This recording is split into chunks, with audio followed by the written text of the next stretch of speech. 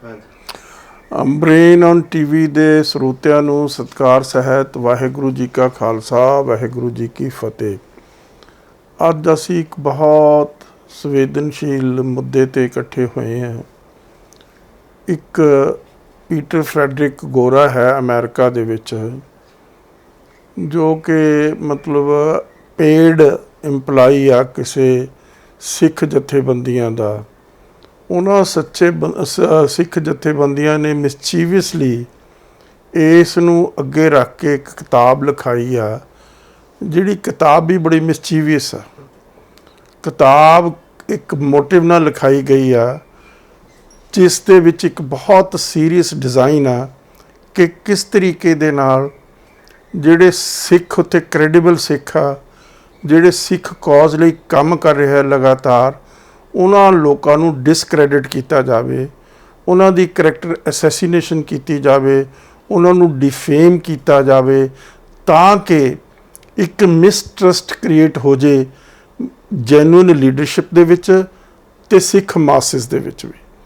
ਤੋ ਇਸ ਕਿਤਾਬ ਦਾ ਜਿਹੜਾ ਟਾਈਟਲ ਆ, ਸਿੱਖ ਕੌਕਸ ਸੀਜ ਇਨ ਦਿੱਲੀ, ਸਰੈਂਡਰ ਇਨ ਵਾਸ਼ਿੰਗਟਨ। ਇਹ ਕਿਤਾਬ ਨੂੰ ਮਤਲਬ ਕਿਤਾਬ ਕਹਿਣਾ ਮੈਂ ਸਮਝਦਾ ਮਿਸਨੋਮਰ ਆ, ਕਿਉਂਕਿ ਇਸ ਆਥਰ ਨੇ, ਪੀਟਰ ਫਰੈਡਰਿਕ ਨੇ, ਜਿਹੜੀ ਕਿਤਾਬ ਦਾ ਇੱਕ ਪ੍ਰੋਟੋਕਾਲ ਹੁੰਦਾ ਜਿਹੜਾ ਓਬਜ਼ਰਵ ਕੀਤਾ ਜਾਂਦਾ ਆਲ ਓਵਰ ਦੀ ਵਰਲਡ, ਉਹ ਉਸਨੇ ਓਬਜ਼ਰਵ ਨਹੀਂ ਕੀਤਾ। ਇਸ ਨੇ ਰਾਜਵਿੰਦਰ ਬੈਂਸ, ਇੱਥੇ ਇੱਕ ਐਡਵੋਕੇਟ ਹੈਗੇ Punjab and Haryana high court ਦੇ, ਉਹਨਾਂ ਨੂੰ ਰਿਕੁਐਸਟ ਕੀਤੀ ਕਿ ਉਹ ਖਰੜਾ ਭੇਜ ਕੇ ਰਿਕੁਐਸਟ ਕੀਤੀ ਕਿ ਉਸ ਦਾ ਫੋਰਵਰਡ ਲਿਖ ਦੇਣ। ਉਹਨਾਂ ਨੇ ਮਤਲਬ ਕੈਜੂਅਲੀ ਮਤਲਬ ਇੱਕ ਫੋਰਵਰਡ ਲਿਖਤਾ, ਜਿਸ ਦੇ ਵਿੱਚ ਇੱਕ ਏਜੰਟ ਦੀ ਡਿਸਕ੍ਰਿਪਸ਼ਨ ਦਿੱਤੀ ਆ, ਔਰ ਉਹਦੇ 'ਚ ਕੋਈ ਨਾਂ ਨਹੀਂ ਲਿਖਿਆ, ਕੋਈ ਆਇਡੈਂਟੀਫਾਈ ਨਹੀਂ ਕੀਤੀ। ਤੋ ਉਹ ਫੋਰਵਰਡ ਨੂੰ ਇਸ ਬੰਦੇ ਨੇ ਮਿਸਚੀਵੀਅਸਲੀ ਇੱਕ ਡਿਜ਼ਾਈਨ ਦੇ ਤਹਿਤ ਉਸ ਨੂੰ ਬਲਰਬ ਦੇ ਉੱਤੇ ਛਾਪਤਾ। ਆ ਬਲਰਬ ਆ, ਕਦੇ ਦੁਨੀਆ ਦੇ ਕਿਤਾਬਾਂ ਦੇ ਇਤਿਹਾਸ ਦੇ ਵਿੱਚ ਜਿਹੜਾ ਫੋਰਵਰਡ ਆ ਉਹ ਬਲਰਬ ਦੇ ਉੱਤੇ ਨਹੀਂ ਛਾਪਿਆ ਨਹੀਂ ਜਾਂਦਾ। ਉਹ ਪ੍ਰੀਫੇਸ ਤੋਂ ਪਹਿਲਾਂ ਹੁੰਦਾ, ਅੰਦਰ ਹੁੰਦਾ ਕਿਤਾਬ ਦੇ। ਤੋ ਇਸ ਗੱਲ ਤੋਂ ਹੀ ਜ਼ਾਹਰ ਹੋ ਜਾਂਦਾ ਕਿ ਇਸ ਬੰਦੇ ਦਾ ਕੀ ਡਿਜ਼ਾਈਨ ਆ, ਇਸ ਦਾ ਕੀ ਮੋਟਿਵ ਆ, ਇਸ ਦੀ ਕੀ ਮਿਸਚਿਫ ਆ। ਤੋ ਉਸ ਤੋਂ ਇਲਾਵਾ ਇਸ ਕਿਤਾਬ ਦੇ ਵਿੱਚ ਕੋਈ ਇੰਡੈਕਸ ਨਹੀਂ ਹੈ, ਜਿੱਥੋਂ ਅਸੀਂ ਆਇਡੈਂਟੀਫਾਈ ਕਰ ਸਕੀਏ ਵੀ ਕਿਹੜੇ ਪੇਜ 'ਤੇ ਕੀ ਲਿਖਿਆ ਗਿਆ। ਉਹ ਨਹੀਂ ਇਸ ਨੇ ਜਾਣ ਬੁੱਝ ਕੇ ਲਾਇਆ ਜਿਹੜਾ ਇੰਡੈਕਸ ਲੱਗਦਾ ਹੁੰਦਾ ਕਿਤਾਬ ਦੇ ਸਟੈਂਡਰਡ ਦੀਆਂ। ਸਾਰੀਆਂ ਦੁਨੀਆ ਦੀਆਂ ਕਿਤਾਬਾਂ ਦੇ ਵਿੱਚ ਇੰਡੈਕਸ ਹੁੰਦਾ। ਉਸ ਤੋਂ ਇਲਾਵਾ ਬਿਬਲੀਓਗ੍ਰਾਫੀ ਹੁੰਦੀ ਹੈ, ਜਿਹੜੇ ਆਰਟੀਕਲਸ ਜਾਂ ਕਿਤਾਬਾਂ ਉਸ ਬੰਦੇ ਨੇ ਕੋਟ ਕੀਤੀਆਂ, ਉਹਨਾਂ ਦਾ ਰੈਫਰੈਂਸ, ਉਹਨਾਂ ਦਾ ਇੱਕ ਵੇਰਵਾ ਹੁੰਦਾ, ਉਸ ਨੂੰ ਮਤਲਬ ਉਹ ਬਿਬਲੀਓਗ੍ਰਾਫੀ ਕਹਿੰਦੇ ਆ, ਲਾਸਟ ਦੇ ਵਿੱਚ ਹੁੰਦਾ।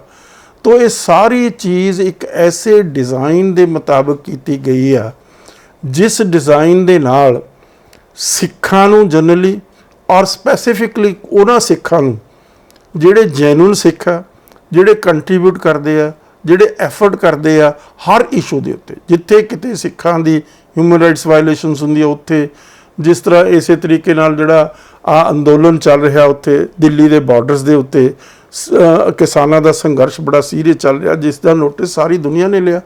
ਟਾਈਮ ਮੈਗਜ਼ੀਨ ਨੇ ਲਿਆ, ਨਿਊਯਾਰਕ ਟਾਈਮਜ਼ ਨੇ ਲਿਆ, ਲੰਡਨ ਦੇ ਅਖਬਾਰਾਂ ਨੇ ਲਿਆ, ਆਸਟ੍ਰੇਲੀਆ ਦੇ ਅਖਬਾਰਾਂ ਨੇ ਲਿਆ। ਮਤਲਬ ਉਸ ਦੇ ਵਿੱਚ ਉਹਨਾਂ ਦੀ ਬੜੀ ਵੱਡੀ ਕੰਟਰੀਬਿਊਸ਼ਨ ਹੈ। ਕਿਸ ਤਰ੍ਹਾਂ ਕੰਟਰੀਬਿਊਸ਼ਨ ਆ? ਸਭ ਤੋਂ ਪਹਿਲਾਂ ਕਈ ਮੀਲਾਂ ਬੱਧੀ ਇੱਕ ਕਾਰ ਰੈਲੀ ਕੱਢੀ ਗਈ ਇਨ ਸਪੋਰਟ ਆਫ ਕਿਸਾਨੀ ਅੰਦੋਲਨ, ਜਿਹੜਾ ਉੱਥੇ ਦਿੱਲੀ ਦੇ ਬਾਰਡਰਸ ਦੇ ਉੱਤੇ ਹੋ ਰਿਹਾ ਹੈ।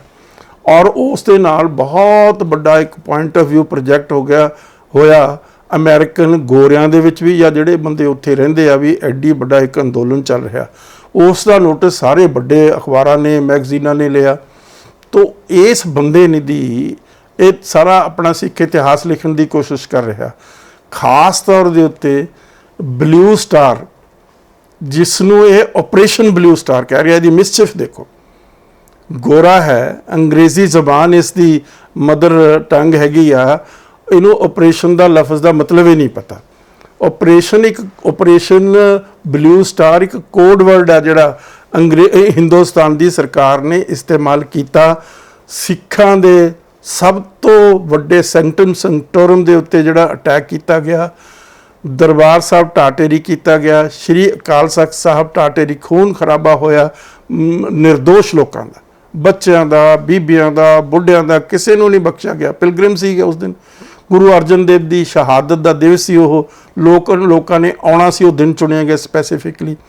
और उस तो अलावा उस वेले ब्रिटिश गवर्नमेंट की सीधे तौर के उत्ते इनवॉल्वमेंट सी, जिस दे डॉकूमेंट वो लुको रहे आ, जिहड़े सीक्रेट पेपर आ ब्रिटिश गवर्नमेंट, ये उसका कोई जिक्र ही नहीं कर रहा, उसका कोई रैफरेंस ही नहीं दे रहा, क्योंकि ब्रिटिश गवर्नमेंट गोरियां की सरकार है, इसका ओरिजिन गोरिया, ये गोरा आप गोरा।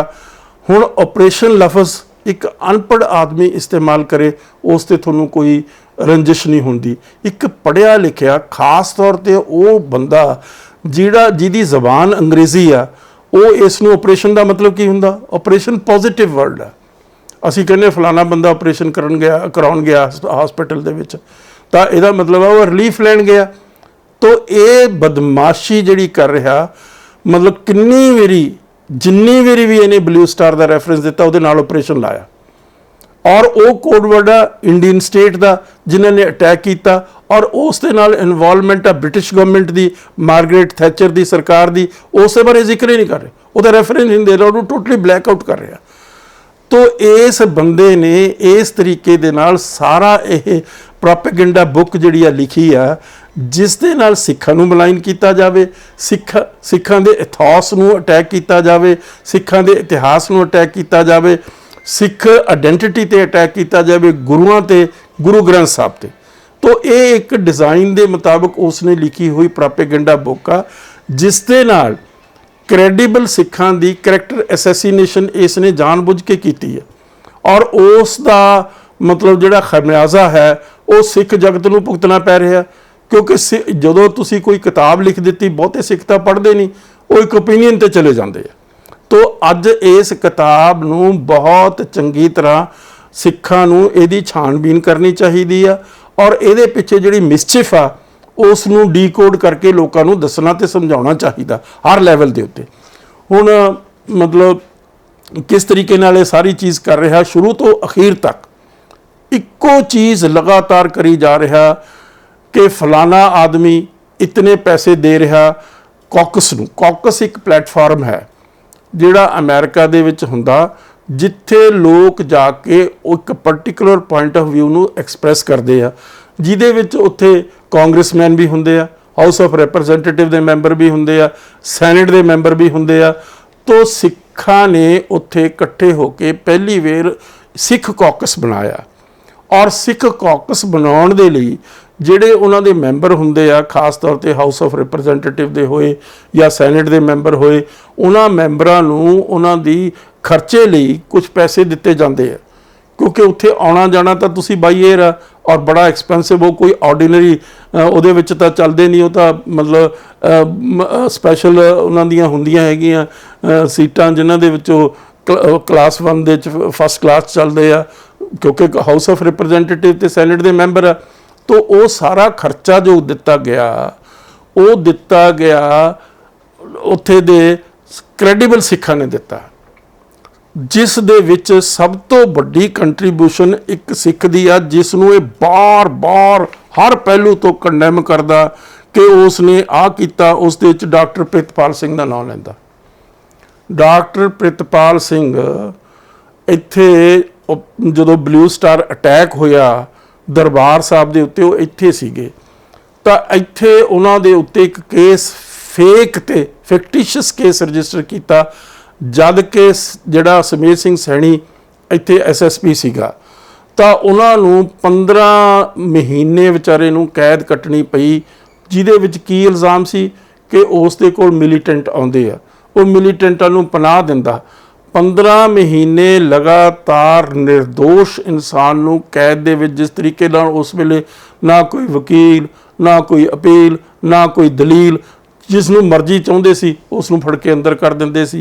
इसे तरीके नाल बातचीत एक सर्कुलर जारी किया गया, उस तो इमीजिएटली ब्लू स्टार अटैक तो बाद, घल्लूघारे तो बाद इमीजिएटली एक सर्कुलर इशू किया, ਜਿਹੜਾ ਕਿ ਮਿਲਟਰੀ ਨੂੰ ਸਰਕੂਲੇਟ ਹੋਇਆ, ਜਿਸ ਦਾ ਹੈਡਿੰਗ ਸੀ ਬਾਤਚੀਤ। ਉਸ ਦੇ ਵਿੱਚ ਇਹ ਕਿਹਾ ਗਿਆ ਕਿ ਖਾਸ ਤੌਰ 'ਤੇ ਉਹਨਾਂ ਲੋਕਾਂ ਦਾ ਧਿਆਨ ਕੀਤਾ ਜਾਵੇ ਜਿਹੜੇ ਅੰਮ੍ਰਿਤਧਾਰੀ ਸਿੱਖ ਆ, ਉਹਨਾਂ ਦਾ ਨੋਟਿਸ ਲਿਆ ਜਾਵੇ ਔਰ ਉਹਨਾਂ ਤੇ ਸਸਪੀਸ਼ਨ ਦੀ ਜਿਹੜੀ ਨੀਡਲ ਆ ਉਹ ਰੱਖੀ ਜਾਣੀ ਚਾਹੀਦੀ ਆ, ਕਿਉਂਕਿ ਉਹ ਬੜੇ ਡੇਂਜਰਸ ਆ।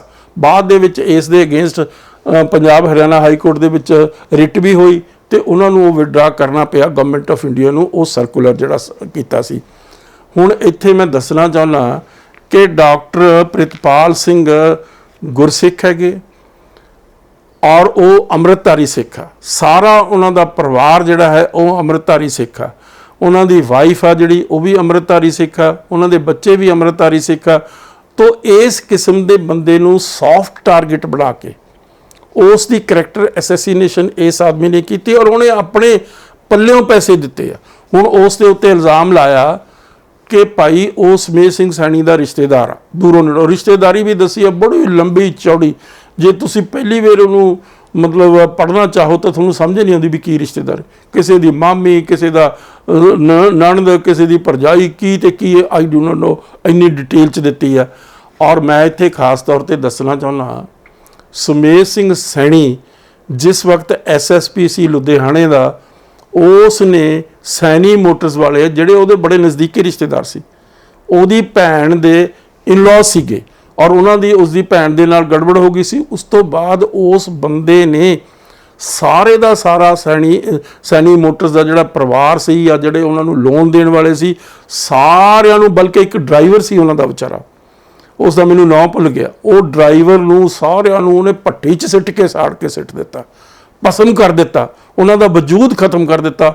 ਔਰ ਉਹ ਕੇਸ ਅੱਜ ਤੱਕ ਵੀ ਚੱਲਦਾ ਦਿੱਲੀ ਦੇ ਵਿੱਚ ਔਰ ਉਹ ਵਿਚਾਰੇ ਫਾਈਨੈਂਸ਼ੀਅਲੀ, ਸੋਸ਼ਲੀ, ਇਕਨੋਮਿਕਲੀ ਟੋਟਲੀ ਤਬਾਹ ਹੋ ਗਏ ਉਹ ਟੱਬਰ। ਹੁਣ ਮੈਂ ਪੁੱਛਣਾ ਚਾਹੁੰਦਾ ਜਿਹੜਾ ਡਾਕਟਰ ਪ੍ਰਿਤਪਾਲ ਸਿੰਘ ਆ ਉਹ ਫਿਰ ਸੈਣੀ ਮੋਟਰਸ ਵਾਲਿਆਂ ਦਾ ਵੀ ਤਾਂ ਰਿਸ਼ਤੇਦਾਰ ਹੋਇਆ, ਉਹ ਸੈਣੀ ਮੋਟਰਸ ਵਾਲਿਆਂ ਦਾ ਵੀ ਰਿਸ਼ਤੇਦਾਰ ਹੋਇਆ ਜਿਨ੍ਹਾਂ ਨੂੰ ਇਸ ਬਰੂਟੈਲਿਟੀ ਦੇ ਨਾਲ ਤਬਾਹ ਕੀਤਾ ਸਮੇਤ ਸਿੰਘ ਸੈਣੀ ਨੇ ਜਦੋਂ SSP ਸੀ ਲੁਧਿਆਣੇ ਦਾ।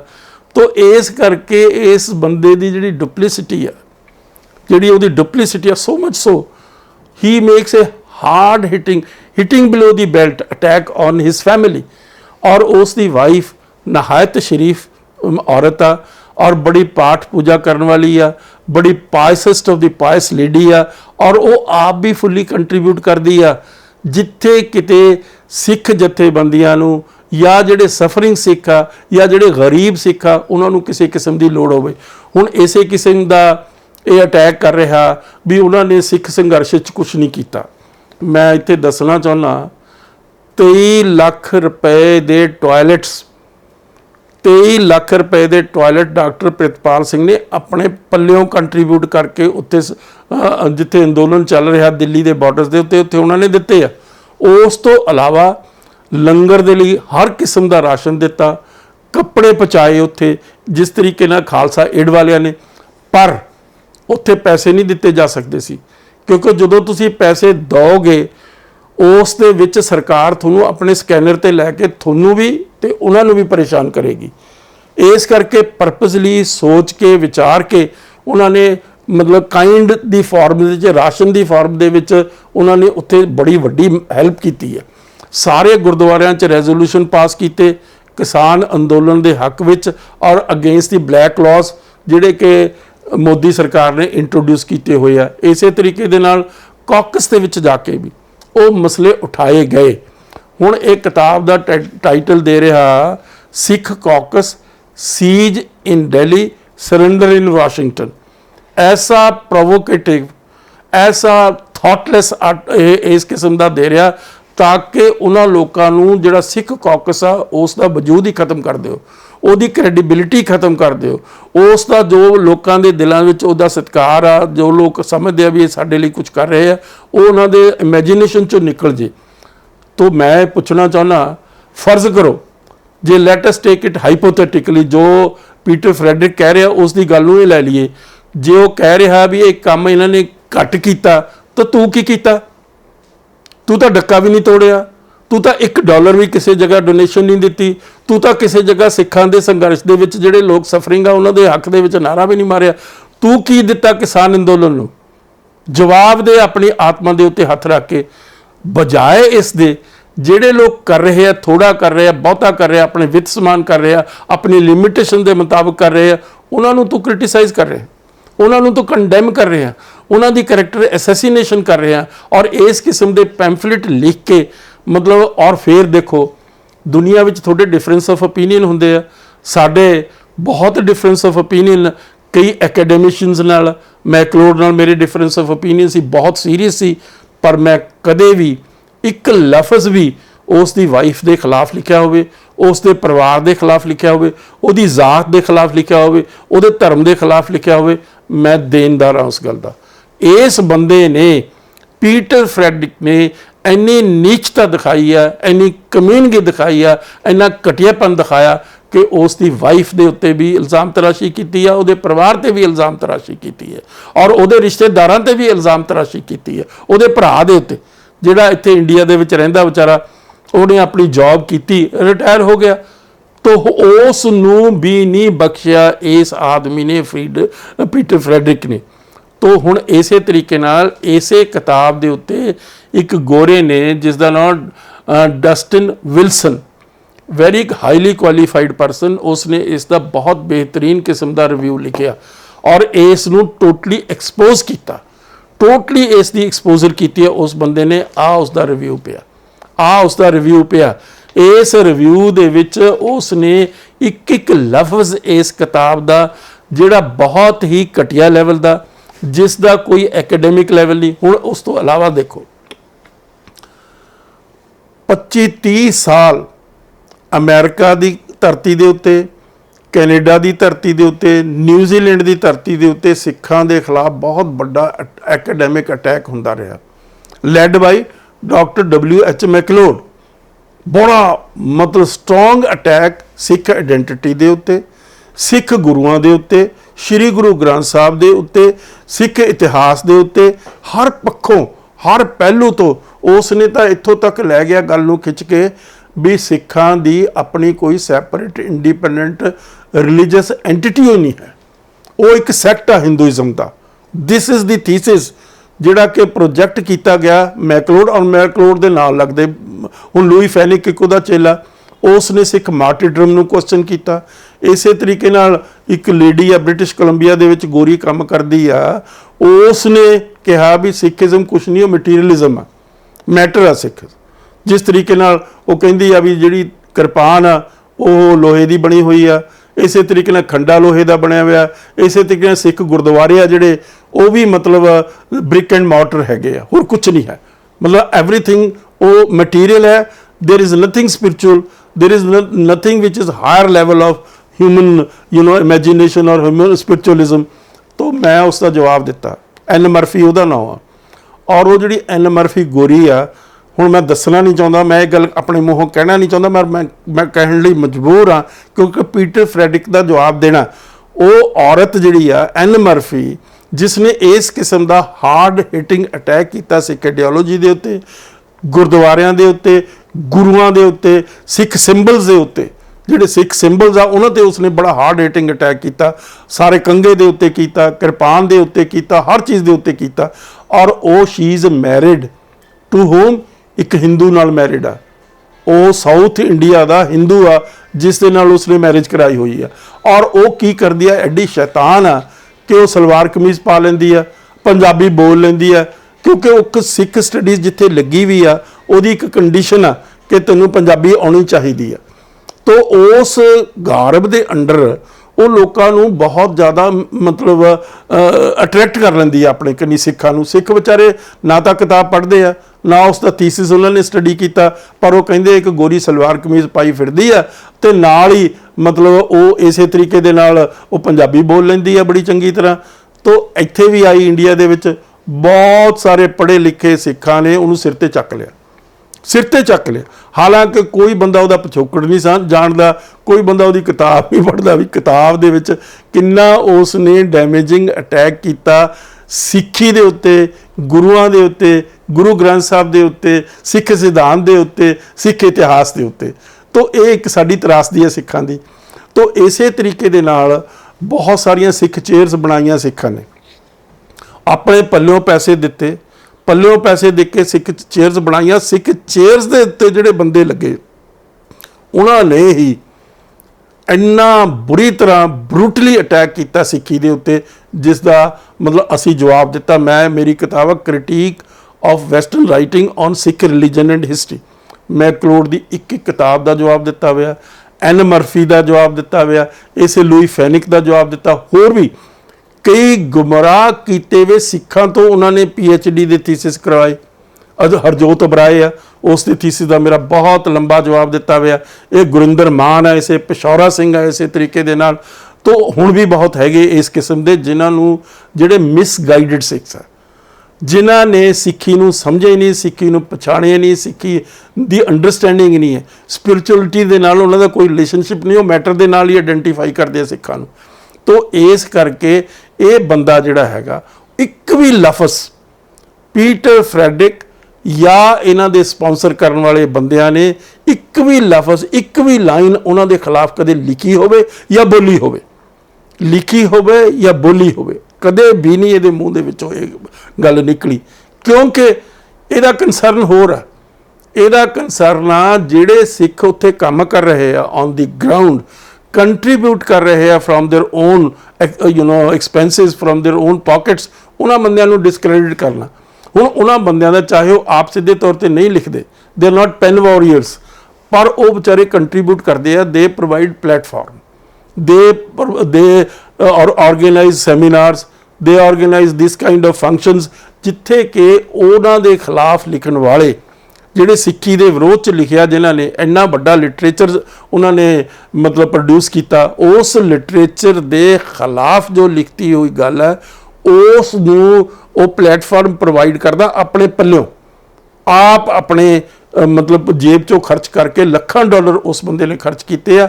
ਔਰ ਇਹ ਆਦਮੀ ਹੁਣ ਇਸ ਚੀਜ਼ ਲਈ ਵਜ਼ਿਦ ਆ ਕਿ ਉਸ ਨੂੰ ਬਦਨਾਮ ਕੀਤਾ ਜਾਵੇ, ਉਸ ਨੂੰ ਡਿਸਕ੍ਰੈਡਿਟ ਕੀਤਾ ਜਾਵੇ, ਉਸ ਨੂੰ ਡਿਫੇਮ ਕੀਤਾ ਜਾਵੇ। ਪਰ ਇਹ ਆਪਣੀ ਕਿਤਾਬ ਵਿੱਚ ਇਹ ਮੰਨਦਾ ਵੀ ਉਹਨੇ ਕਿਸੇ ਤੋਂ ਕੋਈ ਪੈਸੇ ਨਹੀਂ ਲਏ।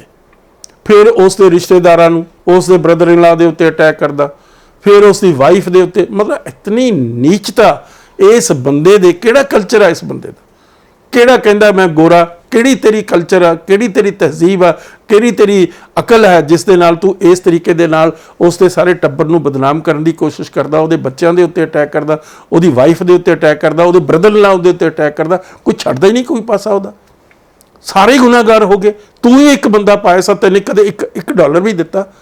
ਤੈਨੇ ਕਦੇ ਇੱਕ ਅੱਖਰ ਵੀ ਲਿਖਿਆ? ਜਿਹੜੇ ਲੋਕਾਂ ਨੇ ਸਿੱਖੀ ਦੇ ਖਿਲਾਫ ਇਤਨਾ ਵੱਡਾ ਲਿਟਰੇਚਰ ਉੱਥੇ ਦੀਆਂ ਯੂਨੀਵਰਸਿਟੀਆਂ 'ਚੋਂ ਪ੍ਰੋਡਿਊਸ ਕਰ ਦਿੱਤਾ।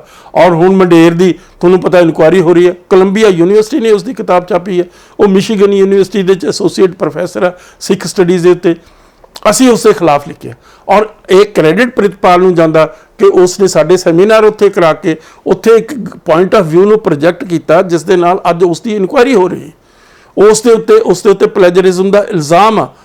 ਤੋ ਇਸ ਕਿਸਮ ਦੇ ਬੰਦੇ ਨੂੰ ਡਿਸਕ੍ਰੈਡਿਟ ਕਰਨਾ ਇੰਡੀਅਨ ਇੰਟੈਲੀਜੈਂਸ ਦੀ ਇੱਕ ਕੰਪਲਸ਼ਨ ਹੈ ਕਿ ਕਿਸੇ ਨਾ ਕਿਸੇ ਤਰੀਕੇ ਦੇ ਨਾਲ ਸਿੱਖੀ ਦੇ ਉੱਤੇ ਇਸ ਕਿਸਮ ਦਾ ਅੰਦਰੂਨੀ ਤੌਰ 'ਤੇ ਅਟੈਕ ਕੀਤਾ ਜਾਵੇ, ਜਿਸ ਦੇ ਨਾਲ ਸਿੱਖੀ ਟੋਟਲੀ ਡਿਮੋਲਿਸ਼ ਹੋ ਜਾਏ, ਸਿੱਖਾਂ ਦੀ ਆਇਡੈਂਟੀਟੀ ਖਤਮ ਹੋ ਜਾਏ, ਸਿੱਖਾਂ ਨੂੰ ਇੱਕ ਸੈਕਟ ਹੀ ਹਿੰਦੂਆਂ ਦਾ, ਜੋ RSS ਕਹਿ ਰਹੀ ਹੈ, ਮੋਹਨ ਭਾਗਵਤ ਇਹੀ 24 ਘੰਟੇ ਕਹਿੰਦਾ ਕਿ ਸਾਡਾ ਸੈਕਟ ਆ। ਅਸੀਂ ਉਸ ਦੇ ਸੈਕਟ ਨਹੀਂ ਹਾਂ। ਗੁਰੂ ਗ੍ਰੰਥ ਸਾਹਿਬ ਦੇ ਵਿੱਚ 1136 ਪੰਨੇ ਦੇ ਉੱਤੇ ਵਾਕ ਆ ਗੁਰੂ ਦਾ, ਨਾ ਹਮ ਹਿੰਦੂ ਨਾ ਹਮ ਮੁਸਲਮਾਨ।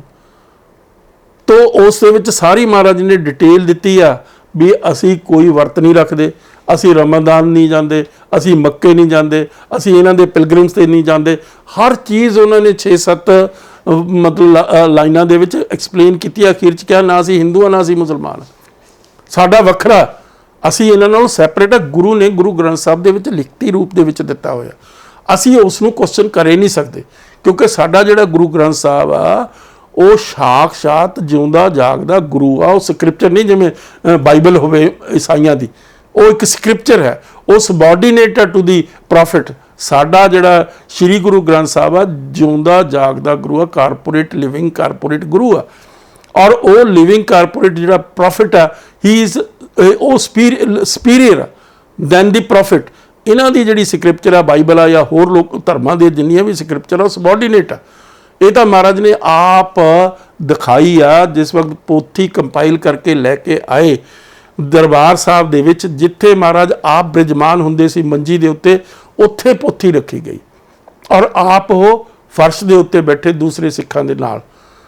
ਲੇਕਿਨ ਇਹ ਗੱਲ ਨਾ ਤਾਂ ਕ੍ਰਾਈਸਟ ਕਰ ਸਕਿਆ, ਨਾ ਪ੍ਰੋਫਿਟ ਮੁਹੰਮਦ ਕਰ ਸਕਿਆ, ਨਾ ਦੂਸਰੇ ਰਿਲੀਜਨਸ ਕਰ ਸਕੇ ਆ। ਇਹ ਸਿੱਖਾਂ ਦੇ ਵਿੱਚ ਇੱਕ ਬਹੁਤ ਬੜਾ ਰੈਵੋਲੂਸ਼ਨਰੀ ਸਟੈਪ ਆ ਸਪਿਰਚੁਅਲਿਜ਼ਮ ਦੇ ਵਿੱਚ, ਜਿਹੜਾ ਯੂਨੀਕ ਆ ਇਨ ਦੀ ਹਿਸਟਰੀ ਆਫ ਮੈਨਕਾਈਂਡ।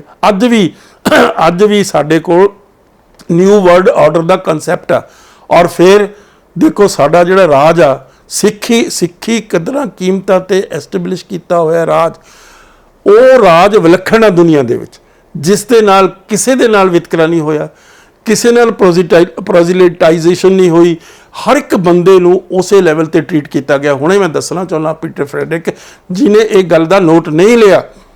ਕੀ ਨਹੀਂ ਨੋਟ ਲਿਆ? 5000 ਦੁਨੀਆ ਦੇ ਇਤਿਹਾਸਕਾਰਾਂ ਨੂੰ ਅਪਾਇੰਟ ਕੀਤਾ BBC ਨੇ। ਉਹਨਾਂ ਨੇ ਕਿਹਾ ਵੀ ਸਾਨੂੰ ਦੱਸੋ ਸਭ ਤੋਂ ਬੈਸਟ ਰਾਜ ਦੁਨੀਆ ਦੇ ਵਿੱਚ ਕਿਹੜਾ ਹੋਇਆ, ਕਦੋਂ ਹੋਇਆ। 5000 ਇਤਿਹਾਸਕਾਰ ਦੁਨੀਆ ਦੇ, ਔਰ ਉਹਨਾਂ ਨੇ ਸਾਰਿਆਂ ਨੇ ਯੂਨੈਨਿਮਸਲੀ ਇਹ ਗੱਲ ਕਹੀ ਆ ਵੀ ਸਿੱਖ ਰਾਜ ਰਣਜੀਤ ਸਿੰਘ ਵੇਲੇ ਸਭ ਤੋਂ ਸੁਪੀਰੀਅਰ ਸੀ ਹਿਊਮਨ ਲੈਵਲ ਤੇ, ਜਿਸ ਦੇ ਨਾਲ ਕਿਸੇ ਨਾਲ ਧੱਕਾ ਨਹੀਂ ਹੋਇਆ, ਕਿਸੇ ਨਾਲ ਕਿਸੇ ਕਿਸਮ ਦਾ ਵਿਤਕਰਾ ਨਹੀਂ ਹੋਇਆ, ਕੋਈ ਪ੍ਰੋਜ਼ਿਲਿਟਾਈਜੇਸ਼ਨ ਨਹੀਂ, ਕਿਸੇ ਨੂੰ ਫੋਰਸੀਬਲੀ ਕਨਵਰਸ਼ਨ ਨਹੀਂ ਕੀਤੀ ਗਈ। ਸਾਰਿਆਂ ਦਾ ਸਾਂਝੀਵਾਲ ਦਾ ਜੋ ਕਨਸੈਪਟ ਆ ਗੁਰੂ ਮਹਾਰਾਜ ਦਾ, ਸਭੇ ਸਾਂਝੀਵਾਲ ਦਸਾਇਣ ਕੋਈ ਨਾ ਦਿਸੇ ਬਾਹਰ ਆ ਜੀ।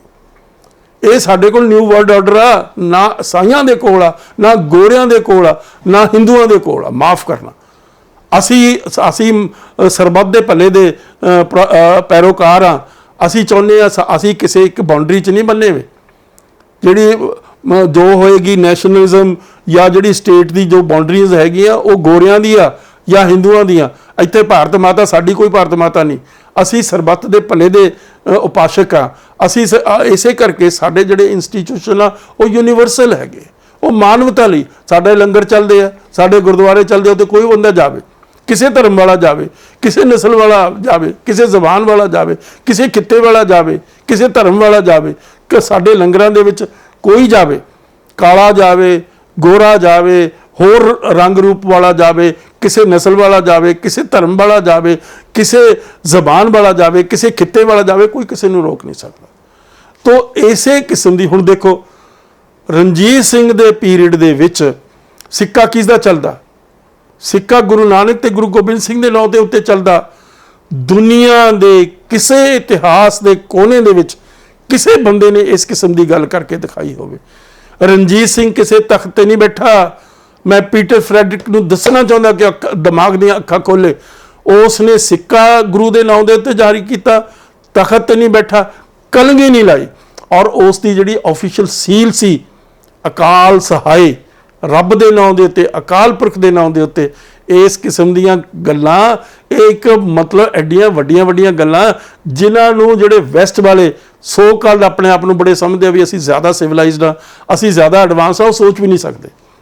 ਤੋ ਸਾਡੇ ਜਿਹੜੇ ਗੁਰਸਿੱਖ ਬੰਦੇ ਉੱਥੇ ਵਿਚਾਰੇ ਸਟਰਗਲ ਕਰ ਰਹੇ ਆ ਸਾਡੀ ਆਇਡੈਂਟੀਟੀ ਲਈ, ਗੁਰੂਆਂ ਦੇ ਇਤਿਹਾਸ ਨੂੰ ਬਰਕਰਾਰ ਰੱਖਣ ਲਈ। ਇਹ ਉਹਨਾਂ ਨੂੰ ਡਿਮੋਲਿਸ਼ ਕਰ ਰਿਹਾ ਪੀਟਰ ਫਰੈਡਰਿਕ। ਕਿਉਂ ਨਹੀਂ ਰੈਫਰੈਂਸ ਦਿੰਦਾ ਰਣਜੀਤ ਸਿੰਘ ਦਾ? ਕਿਉਂ ਨਹੀਂ ਦੱਸਦਾ ਕਿ ਜੋ ਉਸ ਵੇਲੇ ਹੋਇਆ ਕਿੱਡੀ ਵੱਡੀ ਗੱਲ ਹੋਈ, ਕਿਸੇ ਬੰਦੇ ਨਾਲ ਕੋਈ ਵਿਤਕਰਾ ਨਹੀਂ ਹੋਇਆ। ਔਰ ਜਿਹੜੀਆਂ ਮਸਜਿਦ ਢਾਈ ਗਈ ਸੀ, ਸੁਨਹਿਰੀ ਮਸਜਿਦ ਲਾਹੌਰ ਦੇ ਵਿੱਚ, ਉਹ ਰਣਜੀਤ ਸਿੰਘ ਨੇ ਬਣਵਾਈ ਹੈ।